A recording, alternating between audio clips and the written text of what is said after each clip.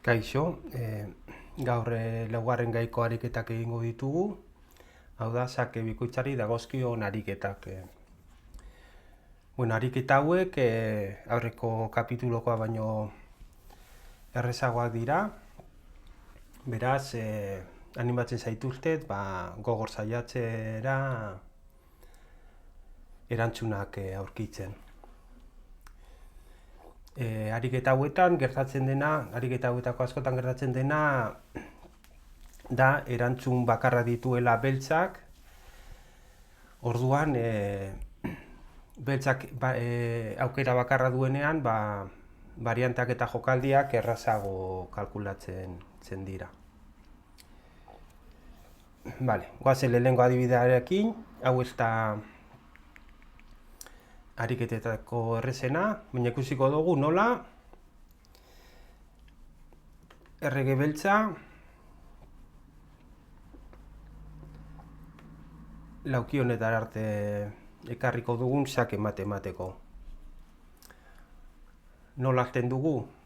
Sake bikoitza da gaia, beraz, dorrak eta alfilak sake ematen diote, aukera bakarra duena da, errega duena da, dorra jatea, ez ba? Eta orain, erregina sartzen da jokoan, berriz ere jokaldi bakarra du erregeak, eta orain, erregina zuria 6. hilaran egonda, lortuko dugu errege baltza arrinkonatzea. Jak ematen diogu, erregina babestua dago alfilagatik, beraz, ihes egin behar du erregeak, beste jake bat ematen dugu, eta orain F8an dagoela, erreginak lauki hauek kontrolatzen ditu, beraz, zer falta zaigu? Alfilarekin sake ematea, ez ba? Alfilak sake ematen dio, ihesbide hau kontrolatzen du, beraz, sake ematea lortu dute. Goazen hurrengo adibidearekin. Dorrak zutabea kontrolatzen du. Eta garrantzitsua izango da, beltzen ihesbide hau kontrolatzea. Zaldiarekin jaten dugu. Sake bai dorrak eta zaldiak ematen di erregari, eta zaldiak aldi berean laukia kontrolatzen du. Beraz, sake bikoitza denez, beltzen aukera bakarra erregea mugitzea da, eta orain, ze jokaldi dator? Alfila D6ra. Laukiak kontrolatua daude, beraz hemen aukera bi ditugu. Erreginak alfila jatea, baina orduan beko hilara defendatu barik geratzen da, eta dorra egon da, sake ematen dugu. Eta beltzak saiatzen badira, sake eman duen pieza eta erregaren artean hauren erregina jarten, erregina janda, sake emate da.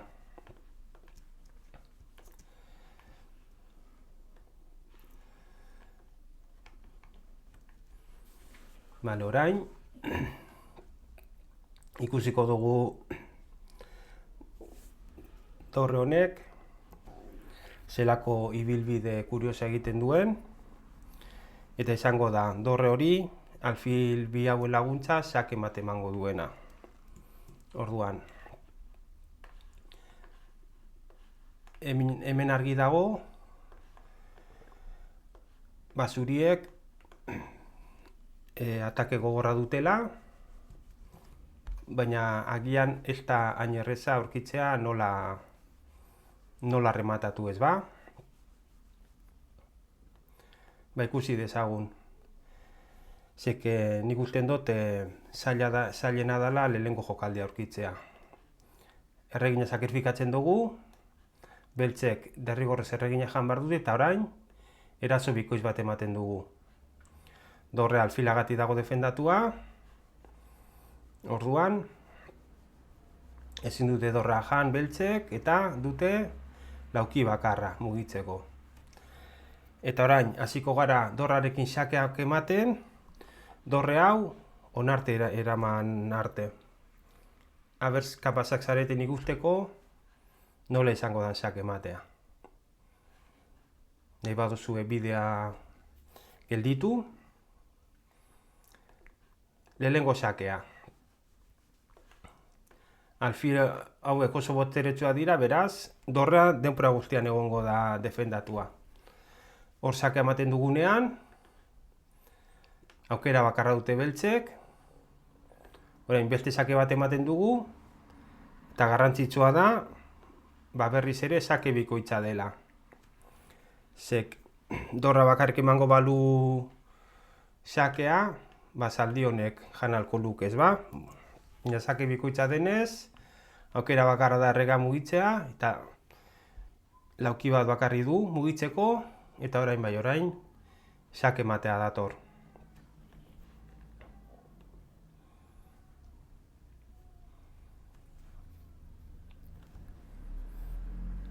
Vale. Hau bi jokalditan da xake ematea. Beraz, kapazagaren ikusteko. Vale, lehenengo jokaldia, ez da xake bikoitza. Lehenengo jokaldia da, peoi hau jatea. Hemen beltzek 3 aukera dituzte. Bata da erregina jatea, eta beste 2 aukera dira pieza bat jartea erdian. Zaldi hau joan alditek ezeira, edo zaldi hau elaura. Vale, zaldi hau elaura mugituta, posizioan ezer gutxi aldatzen da, ez ba? Orduan, zer gertatzen da, erregina jaten badugu. Xake bikoitz baten bitartez, xake ematea dela. Xake ematen dio zaldiak, lauki hau alfilak eta zaldiak dominatzen dute, eta beste lauki bi hauek berriz, airuko alfilak. Eta zer gertatzen da estaltzen bagara? Bardin da. Zaldiak F-zira joan da, ja ez dugu behar erregina xake emateko, beraz, berriz ere zaldia F-zira mugituz, xake bikoitza da, eta lehen ikusi dugu moduan, xake ematea eman dugu.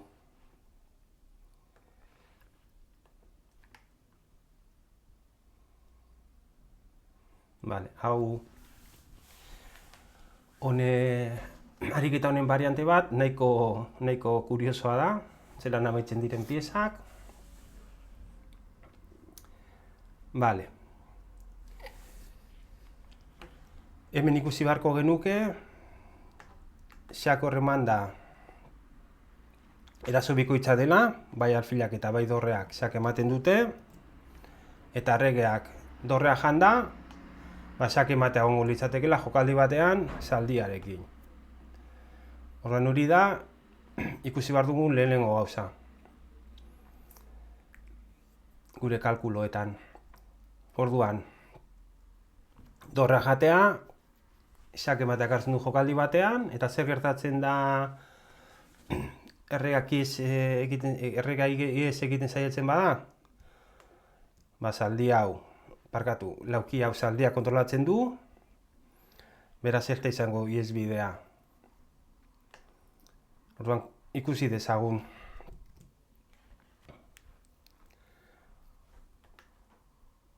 Jake ematen dut hor, eta bezetik ezin denez joan, errega dago murriztuta, ez ba? Orduan behar dugu, xake ematea lauki horretan, eta horrek zelan lortzen dugu, zaldiarekin. Orduan, nahiko kuriosa iruditzen zaite posizio hau, alfila eta zaldia hor izan da. Vale, lortu dugu berriz ere xake ematea, beraz, goazen hurrengo ariketara. Vale, hau bi jokalditan da. Orduan, hemen erakarriko dugu errege beltza lauki baltz batera, dorra mugitzean, sake bikoitz izan dadin. Eta sake bikoitz horrek, sake matera eramango digu. Bururatzen zaizu zerbait, edo ikusten duzu zerbait? Ba, ikusi. Erregina sakrifikatuz, aukera bakarra jatea da. Eraso sake bikoitza hau eman dezakegu, alfilarekin, urrundik, eta dorrarekin, dorra defendatua dago alfilaren engatik. Eta ikusten dugu, errege beltzak ez duela ihesbiderik. Beraz, berriz ere, sake mate izan da.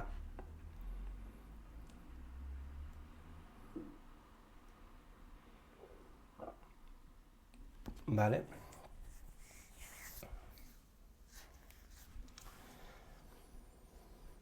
Hemen berriz ere erregina erabiliko dugu, errege beltza erakartzeko, eta pistak dira, alfila dugula hor, eta dorrea atzezuta bera joan aldela, erregea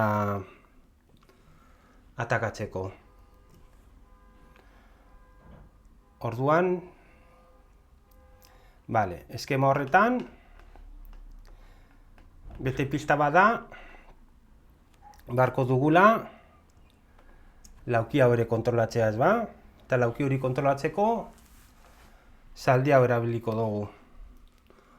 Orduen, pista horiek eman da, kabaza zareten, errega erakarriko dugu, kera bakarra erregina jatea, orain, zaldia laukia kontrolatzen duen lauki bertera eraman dugu, eta zaldi hau defenditua dago ez zuzenean, baina sake bikoitza denez, zaldia ezin da jan. Eta orain,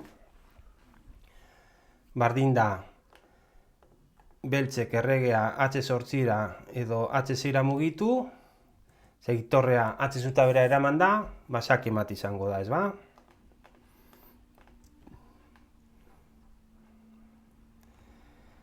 Eta hemen ere sake mat izango da.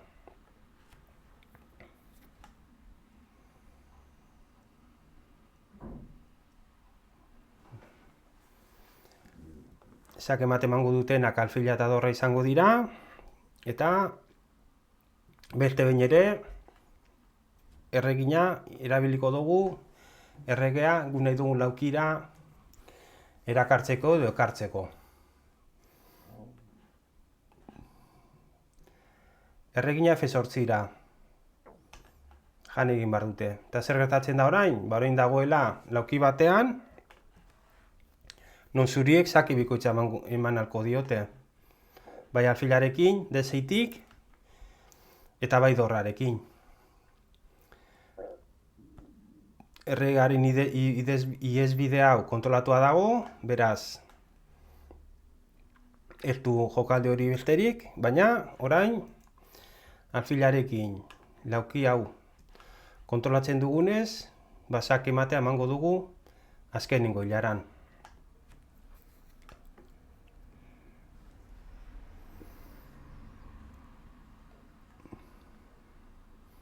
Vale, hemen ikusi konturatu behar gara, bai alfila eta bai erregina daudela A1 H8 diagonalean. Orduan, lehenengo kalkulatu beharko genuena da, zer gertatzen dan, erreginak alfila jaten badu.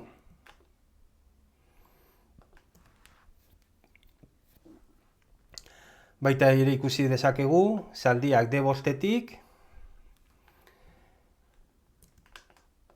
lauki bi hauek kontrolatzen dituela.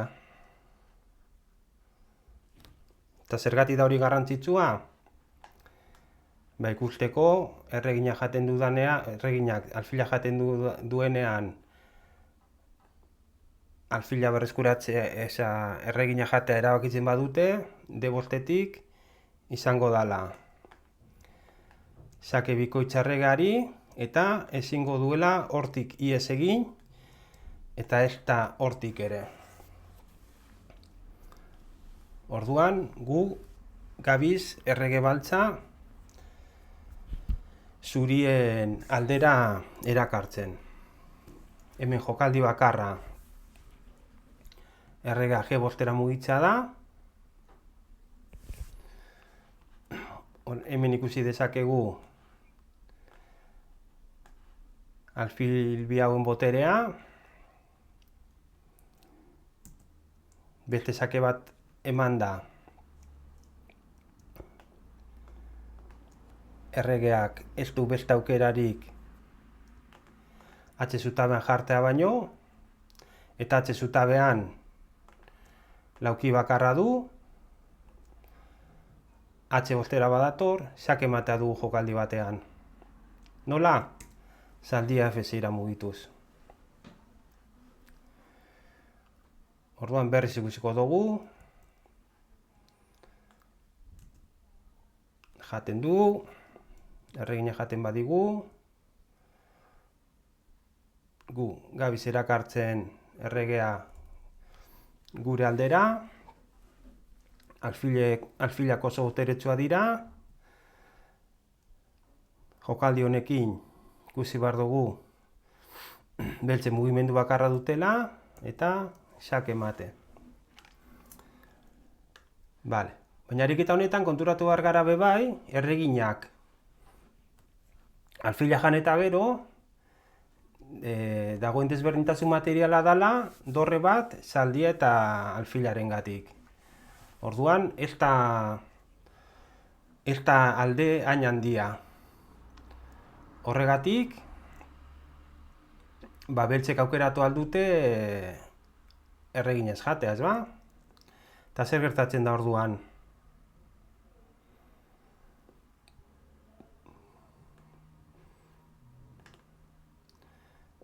Saiatzen badira eskapatzen, guk lauki hau kontrolatzen dugu, orduan ahalegindu beharko gara, gure piezak lauki hauetan jolasten, eta hemen ere bai, orduan. Boteretxo izango litzateke alfil hau lauki honetan, ez ba? Zer egin aldute hemen beltzek? Gure mehatxoa zein da? Alfila honak hartzea, xake, errege beltzak horra joateko aukera izango luke, eta gero xake matea emango genuke lauki horretan.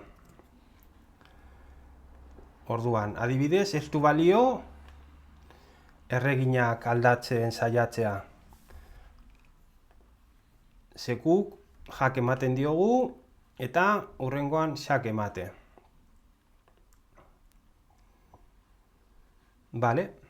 Eta ze pasatzen da erregea ahalegintzen bada hortik eskapatzen?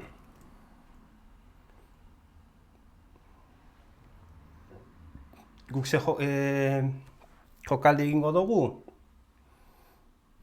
Gu orain saiatuko gara erreginarekin azken lehengo hilaran xake mate, baina horretarako lauki hau kontrolatu behar dugu. Horretarako alfila mugituko dugu horra, alfilak lauki hau kontrolatzen du, eta orain orduan da gure mehatxoa da xake matea H8an. Orduan, zer behar dute beltzek? H8 laukia kontrolatzea, ez ba? Horregatik mugitzen dute erregea horra, baina orain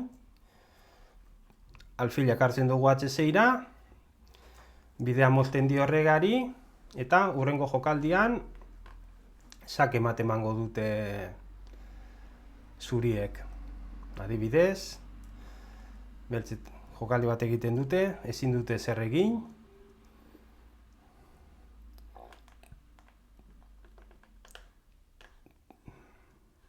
Eta hurrengo jokaldian xake mate jasoko dute.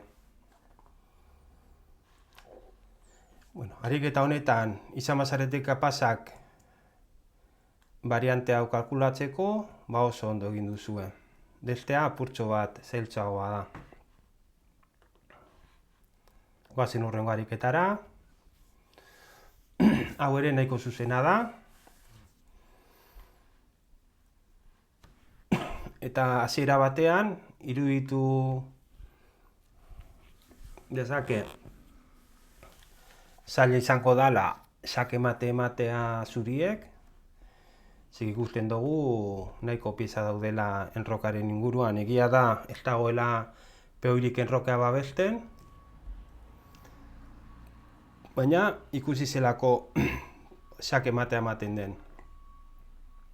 Berriz ere erregina erabiltzen dugu, erregea erakartzeko lauki batera, non xake bikoitza eman ahalko dugun. Hemen konturatu aukera bakarra dela erregina jatea. Beltzek ez dute beste aukerarik, ze lauki hau alfilak menperatzen du. Eta orain, errege beltzak erregina zuria jan eta gero, xake matea dago bi jokalditan. Xake ematen dugu, bai zaldia eta bai dorrarekin. Eta zaldia ez eira mugituta, G-zazpiko laukia kontrolatzen dugu, eta alfilak katxe zazpikoa kontrolatzen du. Xake bikoitza denez, errega mugitu behar da, erregak aukera bakarra du, eta orain zer gertatzen da? Beko hilarako xake matea.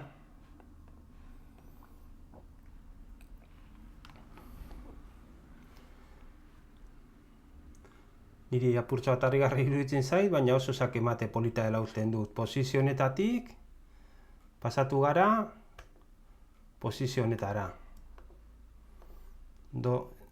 Xaken dago, dorra defendatua dago zaldiarekin, eta ezin da errega gorantza joan.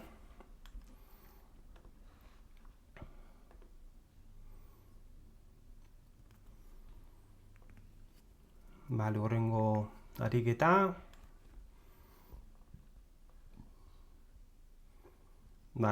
Hemen garrantzitsua da ikustea alfila biltzatua dagoela. Berri ditugu erregina eta alfila diagonal berdinean lanean. Eta garrantzitsua da bebai jakitea zaldi honek F burlaukitik ISB dau kontrolatzen duela eta lauki hau ere kontrolatzen duela edo jak ematen duela lauki horretan.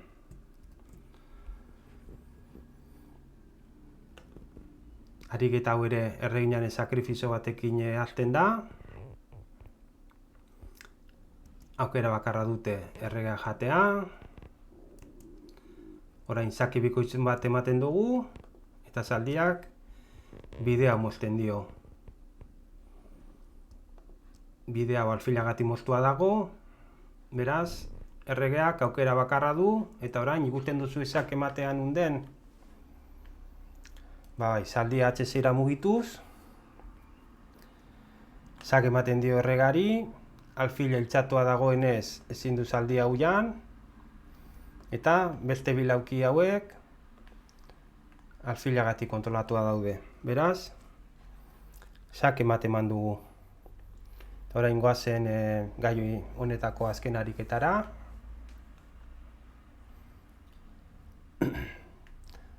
Hau ere posizio nahiko tipikoa da eta garrantzitsua da patroi edo eskema buruan izatea. Hemen aurkariaren erregeak peoi batzu ditu eta bere pieza bat ez dioten uzten alde baterantza joaten. Eta Eta bestalde batetik ditugu erregina eta dorrea zutabe berdinean.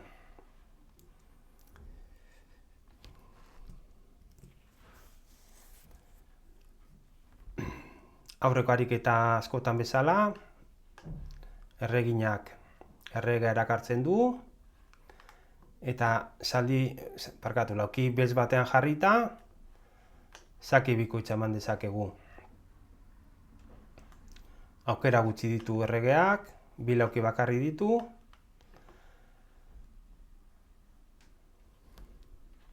eta bardina nora doan, ze zortzira badoa, zak ematen dugu, eta dorrea alfilarekin dago defendatua, eta laukidanak ditugu kontrolatuak, eta ez zortzira badoa,